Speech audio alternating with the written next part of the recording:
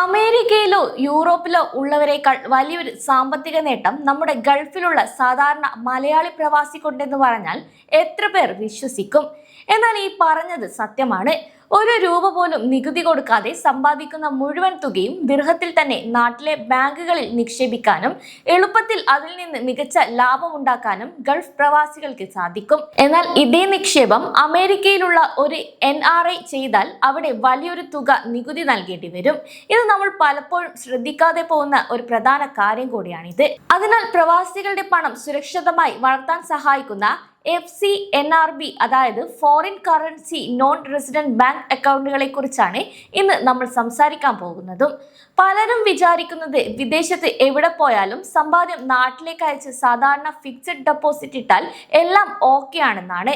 എന്നാൽ നമ്മൾ നാട്ടിലേക്ക് അയക്കുന്ന പണം അതുപോലെ അവിടെ സുരക്ഷിതമായി ഇരിക്കുകയാണോ ചെയ്യുന്നത് എന്ന് ആലോചിക്കണം. അതായത് രൂപയുടെ മൂല്യം ഇടിയുമ്പോൾ നമ്മുടെ സമ്പാദ്യവും സേഫ് ആണോ? ഉദാഹരണത്തിന് വിദേശത്ത് നിന്ന് വലിയൊരു തുക നാട്ടിലേക്ക് അയക്കുന്നു എന്ന് കരുതുക. ഒരു വർഷം കഴിഞ്ഞ് ഇന്ത്യൻ രൂപയുടെ മൂല്യം വിദേശ കറൻസികൾക്കെതിരെ താഴ്ന്നാൽ നിങ്ങളുടെ കയ്യിലുള്ള പണത്തിന്റെ വാങ്ങൽ ശേഷി ഇവിടെ കുറയും. ഇത് സാധാരണ നിക്ഷേപങ്ങളെ ബാധിക്കുകയും ചെയ്യും. പക്ഷേ ഇവിടെയാണ് FCNRB അക്കൗണ്ടുകൾ നമ്മൾ തിരിച്ചറിയേണ്ടത്.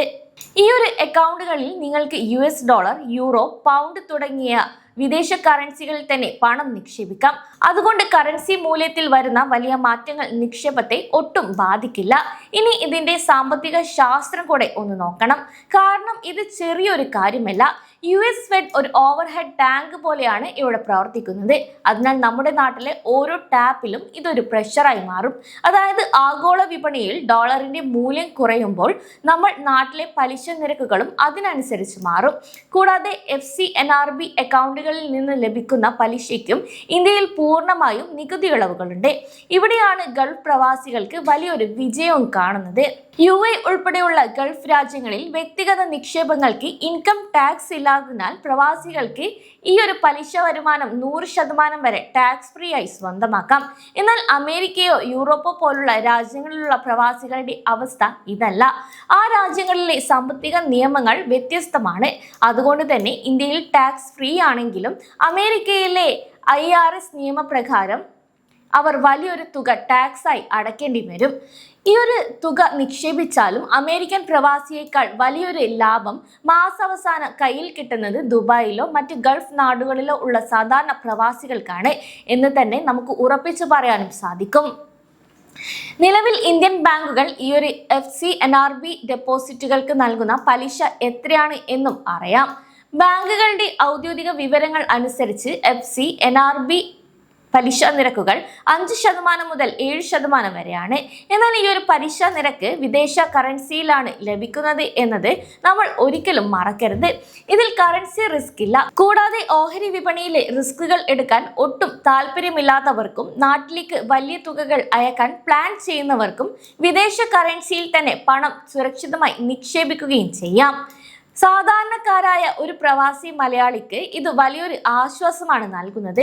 ഒരു ഹോം ലോൺ ഉള്ള ആളോ അല്ലെങ്കിൽ കുട്ടികളുടെ ഉയർന്ന പഠനത്തിന് പണം മാറ്റിവെക്കുന്ന ആളോ ആണെങ്കിൽ വിദേശ കറൻസിയിൽ തന്നെ പണം വളരുന്നത് വലിയൊരു സുരക്ഷിതത്വമാണ് നൽകുന്നത്. ഇനി FCNRB അക്കൗണ്ടുകൾ സാധാരണ NRI അക്കൗണ്ടുകളിൽ നിന്നും തികച്ചും വ്യത്യസ്തമാണ് എന്ന കാര്യം കൂടി ഇവിടെ ഓർക്കണം. NRI അക്കൗണ്ടിൽ പണം ഇന്ത്യൻ രൂപയായി മാറുമ്പോൾ ഇവിടെ അത് വിദേശ കറൻസിയായി തന്നെ തുടരുകയാണ്. അതുകൊണ്ട് ഭാവിയിൽ വിദേശത്തേക്ക് തന്നെ പണം തിരികെ കൊണ്ടുപോകണമെങ്കിൽ പോലും യാതൊരുവിധ കറൻസി നഷ്ടവും ഇവിടെ ഉണ്ടാകുന്നില്ല. രൂപയുടെ മൂല്യം ഓരോ ദിവസവും ഇടിഞ്ഞുകൊണ്ടിരിക്കുമ്പോൾ വിദേശ കറൻസിയിൽ തന്നെ നിക്ഷേപം നിലനിർത്തുന്നത് ഒരു കവചം പോലെയാണ് ഇവിടെ പ്രവർത്തിക്കുന്നതും.